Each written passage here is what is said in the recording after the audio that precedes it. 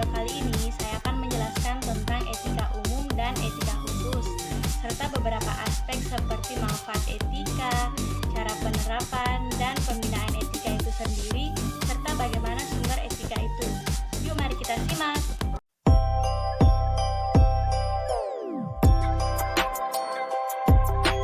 Etika umum dan etika khusus, serta konteks etika meliputi 1.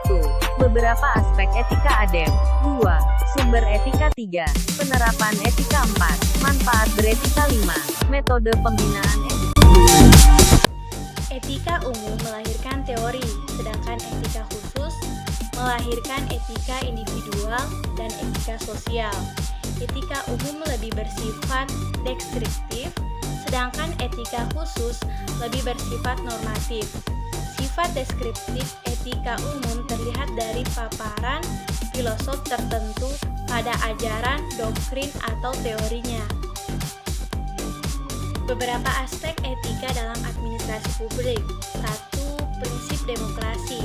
Artinya, pemerintahan dengan prinsip demokrasi pada dasarnya berasas pada kedaulatan rakyat. Asas kedaulatan rakyat masyarakat bahwa rakyatlah yang mempunyai kekuasaan tertinggi dalam pemerintahan negara, rakyat yang menentukan jalannya negara dan pemerintahan. Kemudian aspek yang kedua, keadilan sosial dan pemerataan.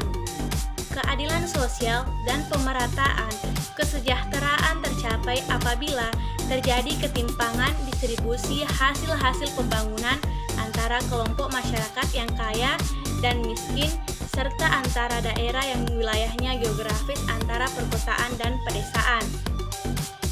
Aspek ketiga, mengusahakan kesejahteraan umum. Suatu kekuasaan negara legitimate apabila negara tersebut melalui kegiatan-kegiatannya dapat meningkatkan kesejahteraan umum bagi rakyatnya. Aspek keempat, mewujudkan negara hukum. Mewujudkan negara hukum adalah amanat dari konstitusi. Aspek kelima, dinamika dan efisiensi. Dinamika dapat diartikan sebagai kemampuan adaptif organisasi yang baik sehingga aparat pemerintah sanggup mengatasi perubahan-perubahan yang terjadi dalam masyarakat dan dapat mengeluarkan kebijakan-kebijakan yang tepat, responsif terhadap kebutuhan dan aspirasi masyarakat yang terus berkembang. Sumber etika. Nah, etika dapat bersumber dari agama, filosofi, pengaruh perkembangan budaya, dan hukum. Penerapan etika dapat dilakukan 1. Mewujudkan pola hidup yang sederhana. 2. Memberikan pelayanan dan rasa empati, hormat dan santun tanpa pamrih, tanpa unsur pemaksaan. 3. Memberikan pelayanan secara cepat, tepat, terbuka, dan adil serta tidak diskriminatif. 4. Tanggap terhadap keadaan lingkungan masyarakat. Etika dapat memberikan manfaat sebagai berikut. 1. Menjadi jembatan penghubung antara nilai dalam kehidupan seperti budaya dan nilai keagamaan. 2. Menjadi pembeda antara yang baik dan buruk. 3. Mendorong individu untuk bersikap kritis, di mana dia dapat mendirikan pendirian dalam dirinya sendiri. Dan 4. Membantu dalam membuat suatu hal sesuai dengan aturan.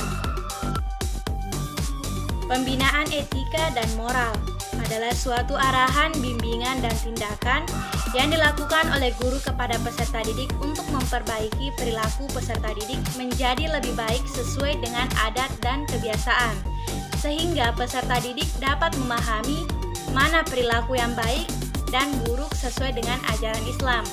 Adapun metode pembinaan etika sopan santun dapat dilakukan dengan 3 cara, yaitu metode demonstrasi, ceramah, dan bermain peran.